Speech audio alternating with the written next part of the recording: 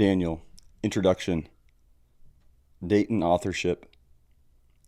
The book of Daniel, according to its own testimony, is the record of the life and prophetic revelation given to Daniel, a captive Jew carried off to Babylon after the first conquest of Jerusalem by Nebuchadnezzar in 605 BC.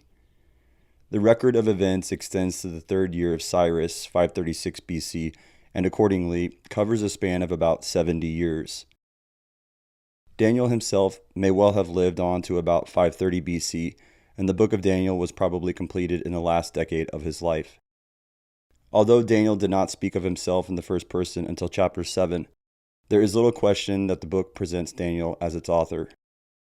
This is assumed in the latter portion of the book and mentioned especially in chapter 12, verse 4.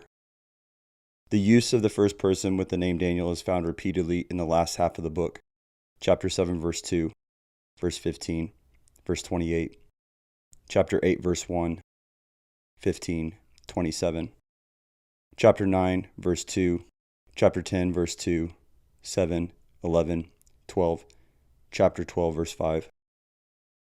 Most expositors, whether liberal or conservative, consider the book a unit, so Daniel's claim to authorship is recognized even by those who reject it. Except for the attack of the pagan Porphyry, 3rd century AD, no question was raised concerning the traditional 6th century BC date, the authorship of Daniel the prophet, or the genuineness of the book, until the rise of the higher criticism in the 17th century, more than 2,000 years after the book was written. Important confirmation of the historicity of Daniel himself is found in 3 passages in Ezekiel, written after Daniel had assumed an important role in the king's court at Babylon. Ezekiel 14, verse 14 and 20, chapter 28, verse 3. Convincing also to conservative scholars is a reference to the quote-unquote the prophet Daniel by Christ in the Olivet Discourse, Matthew 24:15. Higher critics normally question the traditional authorship and dates of the books in both the Old and New Testaments, and therefore disallow the testimony of the book of Daniel itself, dispute the mention of Daniel by Ezekiel, and discount the support by Christ in the New Testament. But conservative scholars have given almost universal recognition to the book of Daniel as an authentic 6th century BC composition of Daniel, the captive of Nebuchadnezzar. The higher critics' arguments will be addressed in the later discussion of the genuineness of Daniel. Place in the Scriptures. The book of Daniel, written last of all the major prophets, appears in this order among the major prophets in the English Bible. In the Hebrew Old Testament, divided into 3 divisions consisting of the law, the prophets, and the writings, which is also called Ketuvim, Hebrew, or Hagiographa, Greek, Daniel is included in the 3rd section, the writings. In the Septuagint, Vulgate, and Luther, however, it is placed with the major prophets. Josephus also includes it in the 2nd division of the Jewish canon, the prophets, rather than in the Hagiographa. There is therefore general recognition of the prophetic character of the book. Although Daniel's ministry was prophetic, it was of different character than the other major prophets, and apparently for this reason the Jews included Daniel in the writings. As Wilson has pointed out, the reason for this was not that the Jews regarded Daniel as inferior, nor because the prophetic section of the canon had already been closed, but as Wilson states, it is more probable that the book was placed in this part of the Hebrew canon because Daniel is not called a Nabi, prophet, but was rather a Hosea, seer, and Hakem, wise man. None of the works of the Nebuchim, prophets, were put in the 2nd part of the Jewish canon, the 3rd being reserved for the heterogeneous works of seers, wise men, and priests, or for those that do not mention the name of the work of a prophet, or that are poetical in form. J.B. Payne observes, "For though Christ spoke of Daniel's function as prophetic, Matthew 24:15, his position was that of government official and inspired writer rather than ministering prophet, Acts 2:29 and 30. In any case, the Jews did not regard the 3rd division as less inspired, but only different in character. This is clearly demonstrated by the fact that they included it in such venerable writings as Job, Psalms, and Proverbs, the books of 1st and 2nd Chronicles, Ezra, Nehemiah, and Esther, along with others not considered either the law or the prophets. There is no hint anywhere in ancient literature that the Jews regarded Daniel as a pious forgery. Purpose. In the dark hour of Israel's captivity, with the tragic destruction of Jerusalem and its temple, There was need for a new testimony to the mighty and providential power of God, such as afforded by the book of Daniel. It is obviously not the purpose of the book to give a detailed account of Daniel's life, as important details such as his lineage, age, and death are not mentioned, and only scattered incidents in his life are recounted. Little is said about the history of Daniel or the lot of the Jewish captives in Babylon. The book of Daniel, like Esther, reveals God's continuing to work in his people Israel, even in the time of their chastening. Daniel's purpose in writing blended the themes of prophecy and piety. He wrote first to show God's future program for Israel in light of the nation's fall and after subsequent domination by Gentile nations. Second, he wrote to show what the believing remnant's response should be during this intervening period as these faithful servants waited for the promised establishment of God's messianic kingdom. In this framework, the tremendous revelation concerning the times of the Gentiles and God's program for Israel was unfolded. While it is doubtful that these prophecies were sufficiently known in Daniel's lifetime to be much of an encouragement to the captives themselves, the book undoubtedly gave hope to the Jews who returned to restore the temple and the city, and it was particularly helpful during the Maccabean persecutions. It was clearly the purpose of God to give to Daniel a comprehensive revelation of his program culminating in the Second Advent. As such, Daniel's prophetic revelation is the key to understanding the Olivet Discourse, as well as the book of Revelation, which is to the New Testament what Daniel is to the Old. Matthew 24 and 25. Apocalyptical character. The book of Daniel is rightly classified as an apocalyptic writing because of its series of supernatural visions that exemplify the meaning of the Greek word apocalypsis, which indicates an unveiling of truth that would otherwise be concealed. Although apocalyptic works abound outside the Bible, relatively few are found in Scripture.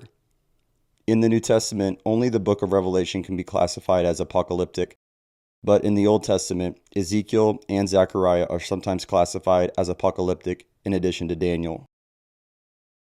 Alexander has provided an accurate and comprehensive definition of apocalyptic literature in his study of this literary genre. Apocalyptic literature is symbolic, visionary, prophetic literature, composed during oppressive conditions, consisting of visions whose events are recorded exactly as they were seen by the author and explained through a divine interpreter, and whose theological content is primarily eschatological. Alexander goes on to define the limits of apocalyptic literature. On the basis of this definition, a corpus of apocalyptic literature was determined. The biblical and extra-biblical apocalyptic passages are shown to include the apocalypse of the New Testament, Ezekiel 37, 1 through 14, Ezekiel 40 through 48, Daniel's visions in chapters 2, 7, 8, and 10 through 12, Zechariah 1, 7 through chapter 6, verse 8, 1 Enoch 90, 2 Esdras, 2 Baruch, and a description of New Jerusalem. Apocalyptic books outside the Bible are included among the pseudepigrapha, many of which appeared about 250 BC and continue to be produced in the apostolic period and later. Many of these attempted to imitate the style of biblical apocalyptic books. Usually they developed the theme of deploring the contemporary situation while prophesying a glorious future of blessing for the saints and judgment on the evil. The real author's name is normally not given in apocalyptic works outside the Bible. Apocalyptic works rightly included in the Old Testament may be sharply contrasted to the pseudepigrapha because of the more restrained character of the revelation, identification of the author, and their contribution to biblical truth as a whole.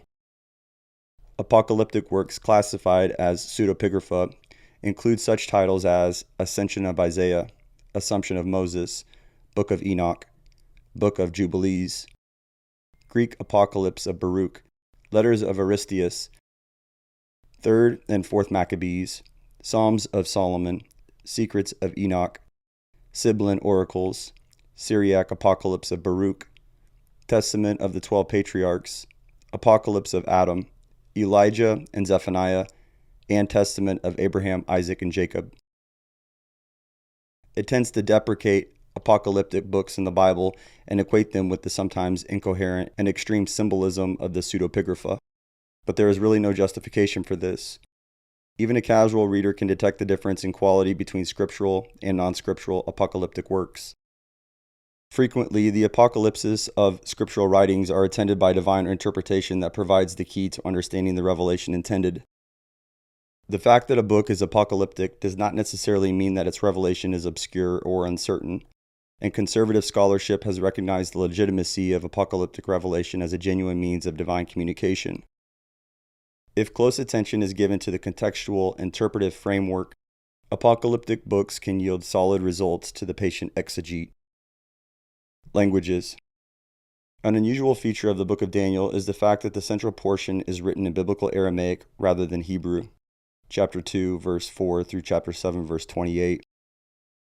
A similar use of Aramaic is found in Ezra chapter 4, verse 8 through chapter 6, verse 18, Ezra 7:12 through 26, Jeremiah 10:11, and the two words of the compound named Yagar Sahadutha in Genesis 31:47. The use of Aramaic, which was the lingua franca of Daniel's period, was related to the fact that the material concerned the Gentile world rather than Israel directly. The fact that there are similar portions elsewhere in the Bible should make clear that there is nothing unusual or questionable about the Aramaic section in Daniel. As pointed out by Brownlee, the shifts from Hebrew to Aramaic and back again in Daniel are found in the scrolls of Daniel at Qumran, supporting the legitimacy of this feature of the Masoretic texts commonly used in English translations. The argument that the Aramaic of Daniel was Western and not used in Babylon, as popularized by S.R. Driver, has now been clearly shown to be erroneous by later archaeological evidence. As Martin observes, relative to Driver's contention, when he, Driver, wrote, the only material available was too late to be relevant. Subsequently, R.D. Wilson, making use of earlier materials that had come to light, was able to show that the distinction between Eastern and Western Aramaic did not exist in pre-Christian times. Archer says concerning the Aramaic problem, quote, the Jews apparently took no exception to the Aramaic sections in the book of Ezra, most of which consist in copies of correspondence carried on in Aramaic between the local governments of Palestine and the Persian imperial court from approximately 520 to 460 BC. If Ezra can be accepted as an authentic document from the middle of the 5th century, when so many of its chapters were largely composed in Aramaic, it is hard to see why the 6 Aramaic chapters of Daniel must be dated 2 centuries later than that. It should be carefully observed that in the Babylon of the 6th century, in which Daniel purportedly lived, the predominant language spoken by the heterogeneous population of this metropolis was Aramaic. It is therefore not surprising that an inhabitant of that city should have resorted to Aramaic in composing a portion of his memoirs. Major divisions in unity. The traditional division of the book of Daniel into 2 halves, chapters 1 through 6, chapters 7 through 12, has usually been justified on the basis that the first 6 chapters are historical and the last 6 chapters are apocalyptic or predictive. There is much to command this division, which also regards chapter 1 as introductory. As indicated in the exposition of chapter 7, an alternative approach, recognizing the Aramaic section as being significant, divides the book into 3 major divisions. 1. Introduction, Daniel chapter 1. 2. The times of the Gentiles, presented in Aramaic, Daniel chapter 2 through 7. 3. Israel in relation to the Gentiles in Hebrew, Daniel 8 through 12. This view is advanced by Culver following Oberlin. Although this has not attracted the majority of conservative scholars, it has the advantage of distinguishing God's programs for the Gentiles and for Israel, with the break coming at the end of chapter 7. This division also allows the chiastic structure within chapters 2 through 7 to develop the meaning of the section. Chapters 2 and 7 focus on the succession of the 4 Gentile empires God will allow to rise up until he finally establishes his messianic kingdom. Chapters 3 and 6 warn the faithful of the persecution they might experience and encourage them to remain true. Chapters 4 and 5 reminded the remnant of a time when the Gentile rulers will acknowledge that the God of Israel is indeed sovereign over the nations. Although Daniel's divisions may be debated, it is significant that the great majority of interpreters have agreed on the unity of the book. Some, beginning with Spinoza in the 17th century, had other views.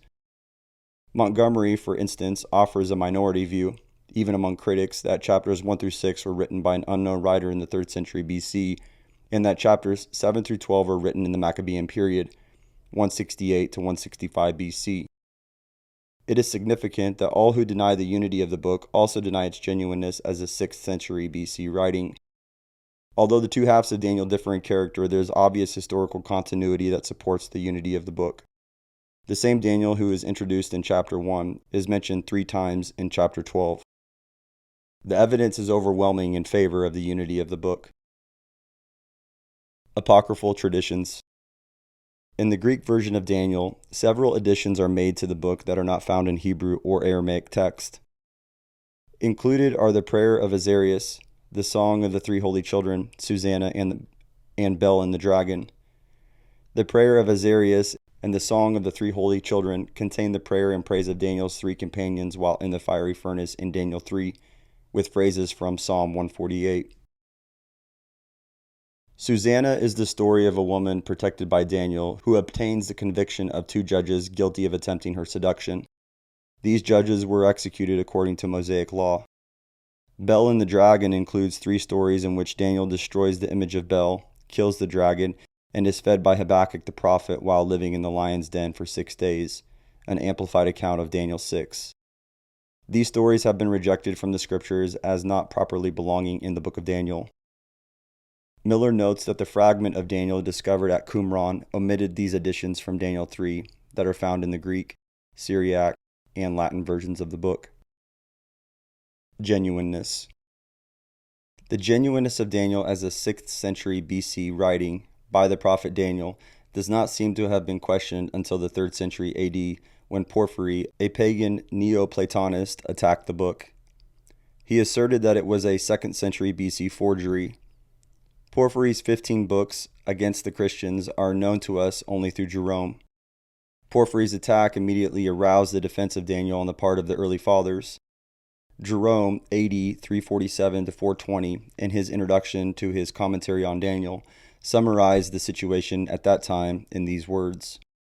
Porphyry wrote his 12th book against the prophecy of Daniel, denying that it was composed by the person to whom it is ascribed in its title, but rather by some individual living in Judea at the time of Antiochus, who was surnamed Epiphanes.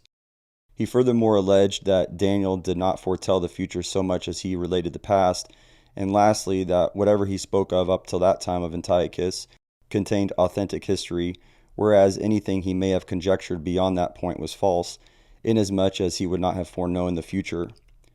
Eusebius, bishop of Caesarea, made a most able reply to these allegations in 3 volumes, that is, the 18th, 19th, and 20th. Apollinarius did likewise in a single large book, namely his 26th. B. Prior to these authors, Methodius made a partial reply. I wish to stress in my preface this fact, that none of the prophets has so clearly spoken concerning Christ as has this prophet Daniel. For not only did he assert that he would come, a prediction common to the other prophets as well, but also he set forth the very time at which he would come.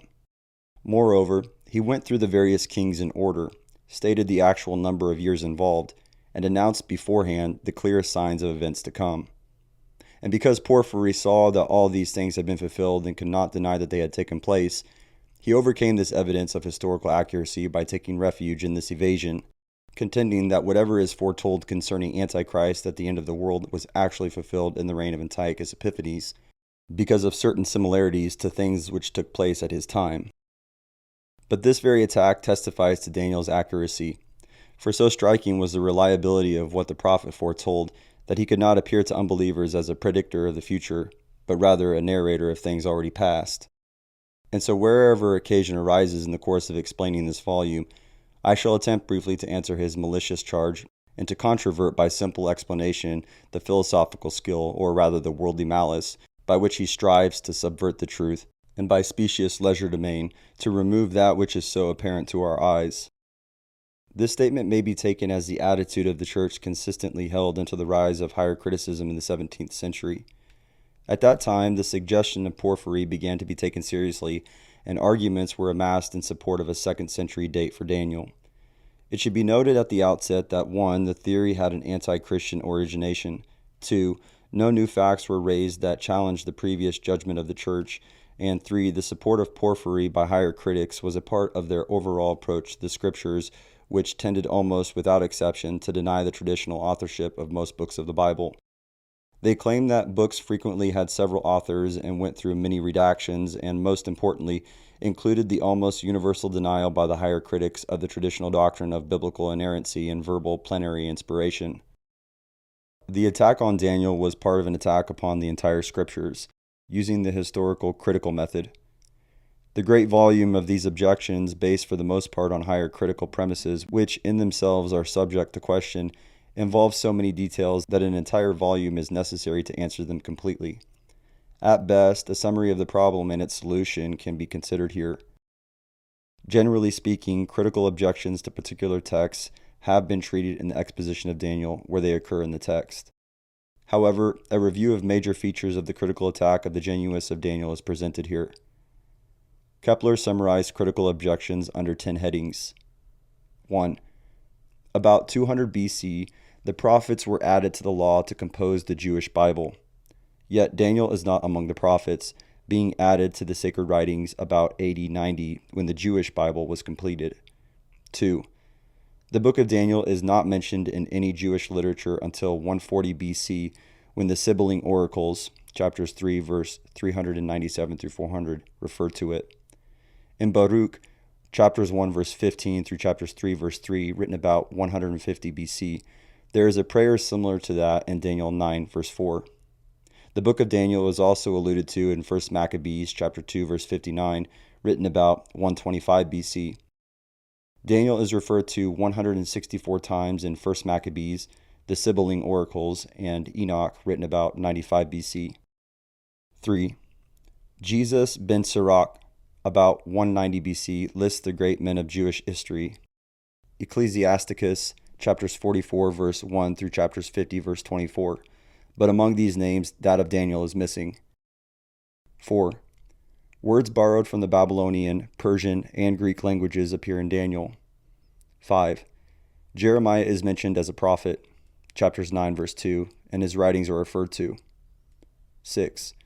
In Jeremiah's time, also the period of Nebuchadnezzar, the Chaldeans are spoken of as a nation or people referring to the Babylonians, but in the book of Daniel they are known as astrologers, magicians, diviners of truth.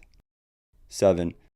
The book of Daniel is written partly in Aramaic, a language popular among the Jews in the 2nd century BC, but not at the time of Nebuchadnezzar. 8.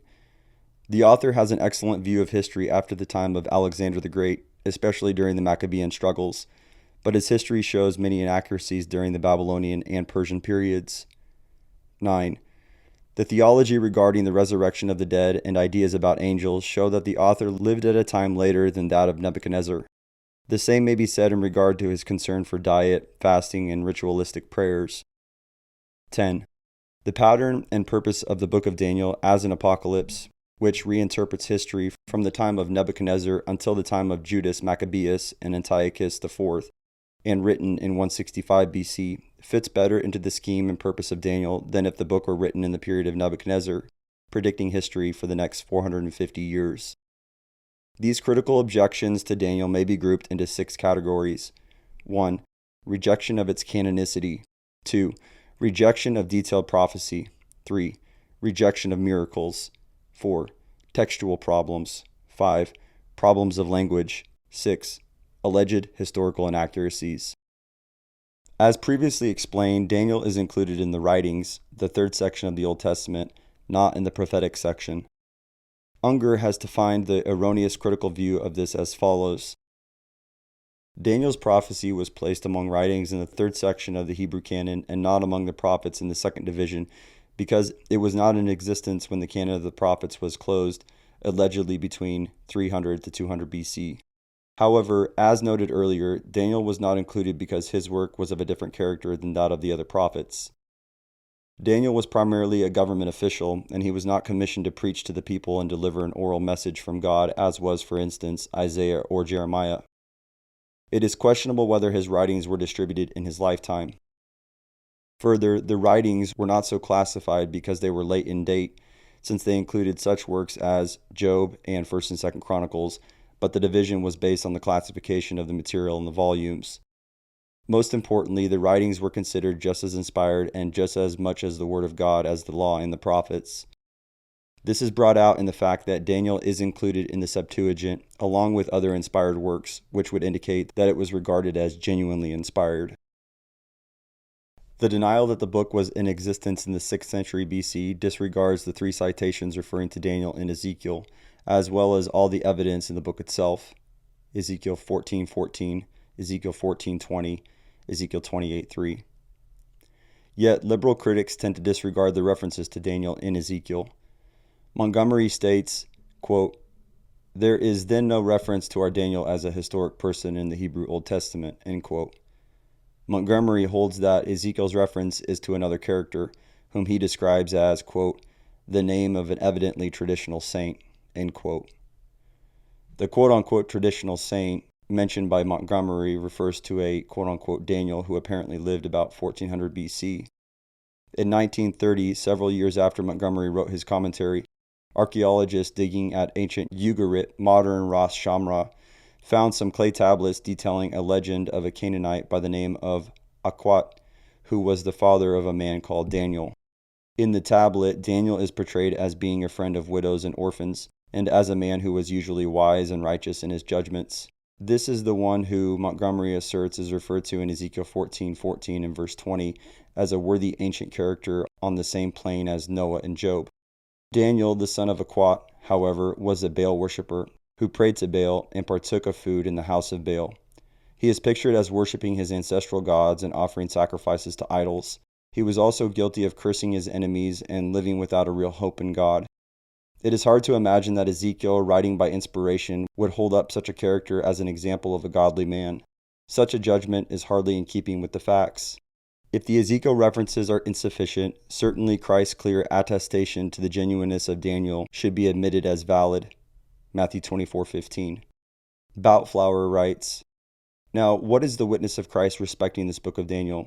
For it is evident from his position as a teacher, his taste, and the time at which he lived, that he must know the truth of the matter, whilst from his lofty morality we are sure that he, Jesus, will tell us the truth, the whole truth, and nothing but the truth, of which the critics from so low an estate, regarding it as a religious romance, with a pseudonymous title, and its prophetic portion as a Jewish apocalypse, as Vaticinium post eventum, a quote-unquote prediction written with the knowledge that the event has already occurred. The answer is that this is the book which Christ specially delights to honor. To him its title is no pseudonym, but the name of a real person, Daniel the prophet, in the sense of one inspired of God to foretell the future, which shall come to pass hereafter. Our Savior, in his own great Advent prophecy, Matthew 24, uttered on the eve of his death, quotes this book of Daniel no less than 3 times. Matthew 24:15, Matthew 24:21, Daniel 12:1, Matthew 24:30, Daniel 7:13. The discoveries at Qumran have given impetus to the trend to reconsider late dating of such books as the Psalms and 1st and 2nd Chronicles. On this basis of recent discoveries, Brownlee indicates that the Maccabean authorship of the Psalms can no longer be held. He states, quote, "If this is true, it would seem that we should abandon the idea of any of the canonical Psalms being of Maccabean date," end quote. Myers gives ample evidence that the Maccabean dating of 1st and 2nd Chronicles after 333 BC is no longer tenable since the publication of the Elephantine materials. He concludes that 1st and 2nd Chronicles now must be considered written in the Persian period, 538 to 333 BC. This trend toward recognition of earlier authorship of these portions of the Old Testament points to the inconsistency of maintaining a late date for Daniel. If, on the basis of the Qumran scrolls, Psalms and Chronicles can no longer be held to the Maccabean, then Daniel, on the same kind of evidence, also demands recognition as a production of the Persian period and earlier. Harrison has come to this conclusion. While at the time of writing, the Daniel manuscripts from Qumran have yet to be published and evaluated, it appears presumptuous, even in light of present knowledge, for scholars to abandon the Maccabean dating of certain allegedly late Psalms and yet maintain it with undiminished fervor in the case of Daniel when the grounds for such modification are the same." End quote. Harrison points out that the Qumran manuscripts of Daniel are all copies, and if the Qumran sect was actually Maccabean in origin itself, it would necessarily imply that the original copy of Daniel must have been at least half a century earlier. which would place it before the time of the book's alleged Maccabean authorship. The principles adopted by critics in evaluating other manuscripts and assigning them to a much earlier period than had been formally accepted, if applied to Daniel, would make impossible the liberal critical position that Daniel is a 2nd century BC work. Strangely, liberal critics have been slow to publish and comment upon the Qumran fragments of Daniel that seem to indicate pre-Maccabean authorship. The facts now before the investigator tend to destroy the arguments of the liberals for a late date for Daniel. The supposed evidence against the canonicity of Daniel is without support. Besides, it is highly questionable whether the Jews living in the Maccabean period would have accepted Daniel if it had not had a previous history of canonicity. Rejection of detailed prophecy. Porphyry had claimed that prophecy is impossible. This claim is based on a rejection of theism in general, a denial of the doctrine of supernatural revelation implicit in the scriptures, and a disregard of God's omniscience that includes foreknowledge of all future events. Thus, to claim that prophecy is impossible is to make a dogmatic assertion based on a non-theistic worldview that the Christian need not accept. A more particular attack, however, is made on the Book of Daniel on the ground that it is apocalyptic and therefore unworthy of serious study as prophecy. That there are many spurious apocalyptic works both in the Old Testament period and in the Christian era can be readily granted. The existence of the spurious is not a valid argument against the possibility of genuine apocalyptic revelation, any more than a counterfeit dollar bill is proof that there is no genuine bill, or that the existence of false prophets could invalidate the existence of true prophets. If Daniel were the only apocalyptic work in the entire scriptures, the argument could be taken more seriously. But the crowning prophetic work of the New Testament, the Book of Revelation, provides adequate evidence that the apocalyptic method could be used by God to reveal prophetic truth. Further, it should be observed in the Book of Daniel that apocalyptic visions are not left to human interpretation. Instead, the revelation is given divine interpretation, which delivers it from the vague, obscure, and subjective interpretations often necessary in spurious works. Indeed, the problem in Daniel is not that the apocalyptic sections are obscure. Rather, critics object to the clear prophetic truth the book presents. The argument sometimes advanced that apocalyptic writings had not yet begun in the 6th century BC can be answered by apocalyptic elements found in the contemporary work of Ezekiel and Zechariah and the essential weakness of such an argument from silence. Rather, apocalyptic writings extended over a long period. Conservative scholarship, while admitting the apocalyptic character of the Book of Daniel, rejects this as a valid ground for questioning the 6th century authorship and therefore the genuineness of the book. Rejection of miracles. If Daniel is to be considered spurious on the ground that it presents miracles, it would follow that most of the scriptures would also be eliminated as valid inspired writings. The objection to miracles reveals the essentially naturalistic point of view of some of the critics.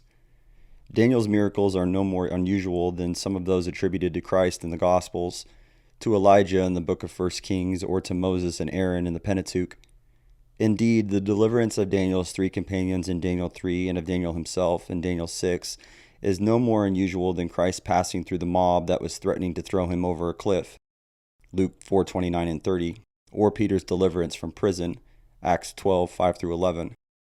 In the biblical context, the rejection of a book because of miraculous incidents must be judged invalid.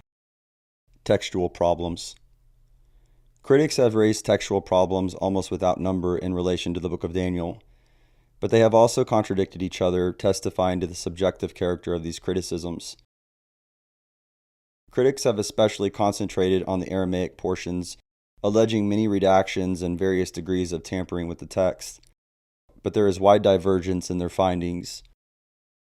Wilson, probably the outstanding authority on ancient languages of the Middle East in his day, summarized his findings in these words.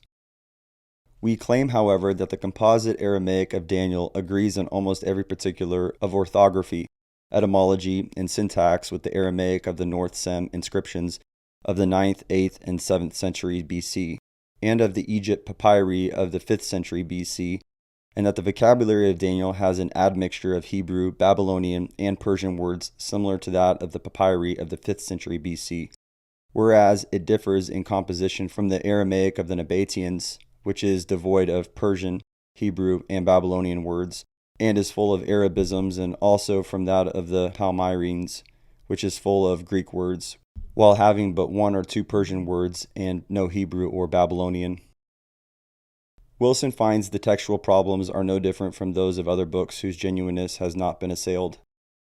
While problems of text continue in the book of Daniel, as in many other books in the Old Testament, these problems in themselves are not sufficiently supported by factual evidence to justify disbelief in the present text of Daniel.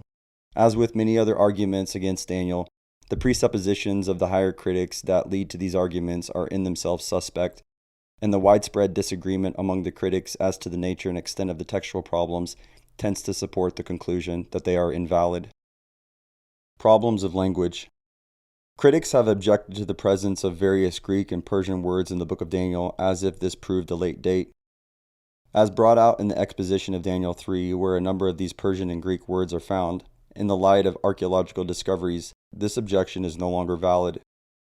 It has now been proved that 100 years before Daniel, the Greek mercenaries served in the Assyrian armies under the command of Esarhaddon, 683 BC, as well as in the Babylonian army of Nebuchadnezzar. Wilson has said if Daniel had been written in the 2nd century, there would have been far more Greek words than the few that occur. Yamauchi has also shown that critical objections to Greek words in Daniel are without foundation. The use of Persian words is certainly not strange in view of the fact that Daniel lived in the early years of the Persian Empire and served as one of its principal officials. He naturally would use contemporary Persian description of various officials in chapter 3 in an effort to update the understanding of these officers for those living after the Persian conquest of Babylon in 539 BC. It must be concluded that objections to Daniel as a 6th century writing on the basis of Greek and Persian words is without reasonable scholarly support and becomes an untenable position in the light of archaeological evidence. Alleged historical inaccuracies. Daniel's supposed inaccuracies will be treated in the exposition, which will demonstrate that there is no factual manuscript discovery that reasonably can be construed as questioning the historical accuracy of Daniel's statements. On the other hand, it would be most unusual for a writer in the 2nd century BC to have had the intimate knowledge of Babylonian history presented in the book of Daniel in view of the probability that the text and other materials now in our possession may not have been available at that time. The difficulty of identifying Belshazzar, chapter 5, the source of much critical objection to the accuracy of Daniel on the ground that his name did not occur in ancient literature, has been remedied by precise information provided in the Nabonidus Chronicle. The quote-unquote historical inaccuracies have been refuted by the finds of archaeology. For example, the co-regency of Belshazzar with Nabonidus actually supports an early date for Daniel. The record of Belshazzar's co-regency was lost by the time of Herodotus, circa 450 BC, and was not rediscovered until recently. Josephus illustrates the problem when he mistakenly assumes Nabonidus and Belshazzar, whom he called Nabonidus and Belteshazzar, were the same person. He does this because all available historical records in his day seem to identify Nabonidus as the final ruler of Babylon, while Daniel 5 identifies this final ruler as Belshazzar. Josephus assumed they were two different names for the same individual. In reality, Belshazzar was Nabonidus' son and co-regent. That is why in Daniel 5 he could only offer Daniel authority as quote-unquote third ruler in the kingdom, verse 16.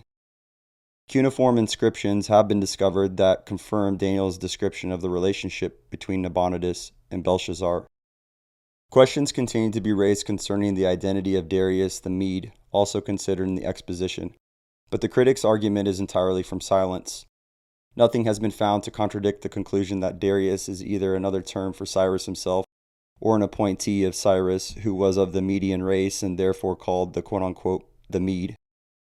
As there are several plausible solutions to the identity of Darius the Mede, there is no legitimate ground for objecting to Daniel's statements because of lack of support in ancient literature.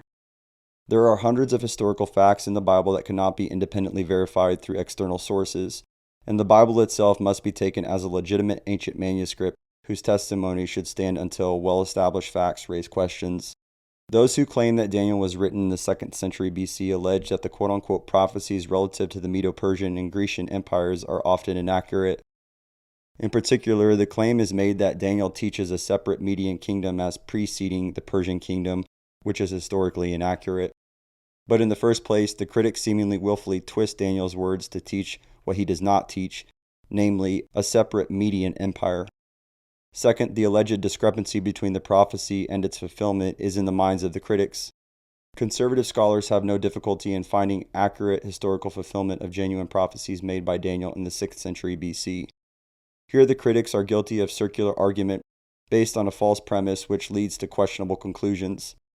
The larger issue of the interpretation of Daniel's prophecy does not in itself invalidate the genuineness of the book, unless it can be demonstrated that the prophecy itself is inaccurate. Up to the present, the critics have not been able to prove this. Taken as a whole, the critics' objections to the book of Daniel are of the same kind as those hurled against Scripture and against the doctrine of supernatural revelation. Often the objections are products of the critics' own theory, in which they criticize Daniel for not corresponding to their idea of 6th century authorship. Prominent in the situation is the argument from silence, in which they assume that Daniel is guilty of error until proved otherwise. The broad historical questions raised in the study of Daniel have been answered by Wilson, who has demonstrated that the critics have not made an adequate case for their theories or conclusions. He shows that the problem is not with facts, as no facts have been discovered that contradict Daniel, but with theories too often supported by circular arguments. The critical arguments have not been confirmed by fact and must be accepted by faith. For the conservative expositor, it is far more preferable to accept the book of Daniel in view of its confirmation by Christ himself. Matthew 24:15. Therefore, when you see the abomination of desolation spoken of by Daniel the prophet, standing in the holy place, whoever reads, let him understand. Interpretation. Problems of interpretation in Daniel are considered in the exposition of the text. If the premise be granted that the book is genuine scripture, and that detailed prediction of the future as in Daniel may be admitted as genuine, the problems of interpretation are then reduced to determining what the text actually says. The interpretation of apocalyptic literature, such as the visions of Daniel, requires special skills and close attention to hermeneutics as it applies to such revelation. Alexander offers 23 rules to be used in the interpretation of Old Testament apocalyptic literature. In general, however, the meaning of the text can be ascertained, especially with the help of fulfilled prophecies in history that are now available to the expositor. Historical records have been kind to Daniel in providing such adequate proofs of the fulfillment of his prophecies that critics want to place his predictions after the events. As pointed out in the exposition, the book of Daniel supports the interpretation that Daniel is presenting truth relative to the 4 great world empires, beginning with Babylon, with the 4th empire definitely prophetic, even from a 2nd century point of view. The interpretation of chapter 2 is confirmed by chapter 7, which has special revelation concerning the 4th empire in its yet future stage, and by the considerable detail added in chapter 8 on the Medo-Persian and Grecian empires. Most, if not all, of chapter 8 was fulfilled in history in the 500 years from the death of Daniel to the formal beginning of the Roman Empire in 27 BC. The compressed prophecy of Daniel 11:36 through chapter 12 verse 13 is properly regarded as a detailed discussion of the quote-unquote the time of the end, the period immediately preceding Christ's second advent.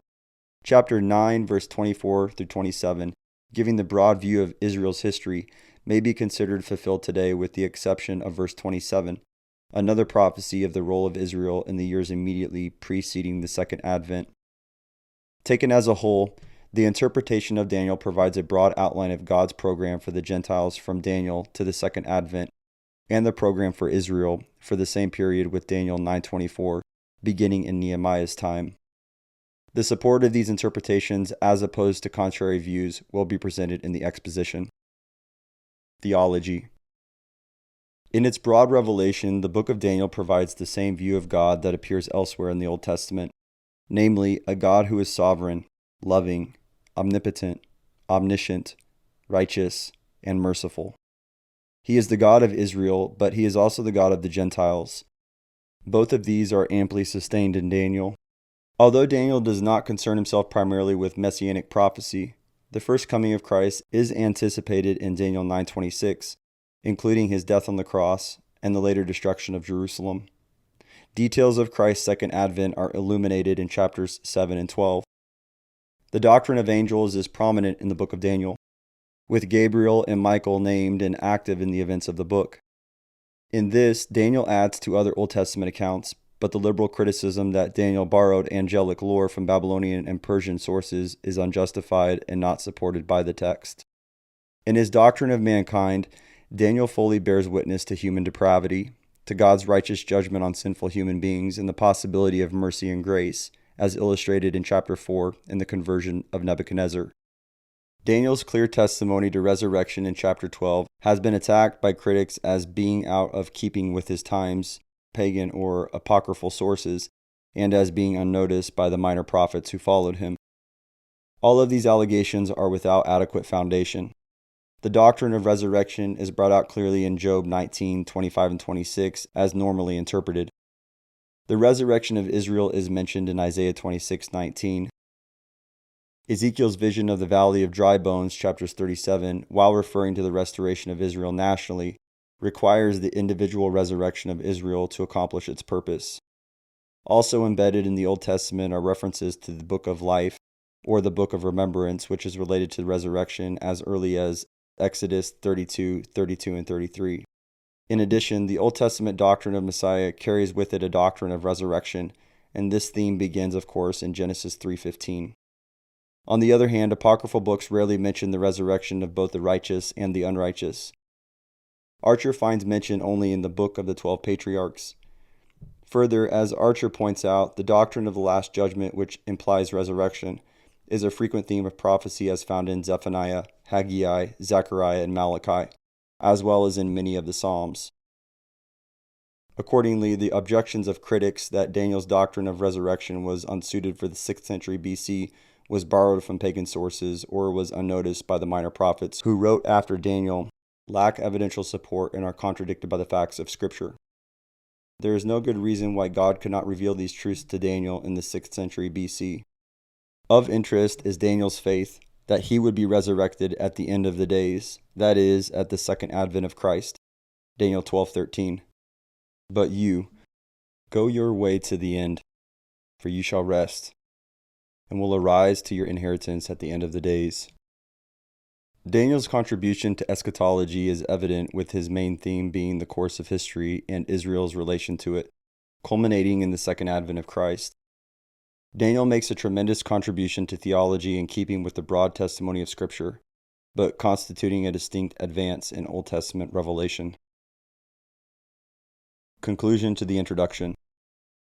In many respects, the book of Daniel is the most comprehensive prophetic revelation of the Old Testament, giving the only total view of world history from Babylon to the second advent of Christ, and interrelating Gentile history and prophecy concerning Israel. Daniel provides the key to the overall interpretation of prophecy, is a major element in premillennialism, and is essential to the interpretation of the book of Revelation. Its revelation of the sovereignty and power of God has brought assurance to Jew and Gentile alike that God will fulfill his sovereign purposes in time and eternity.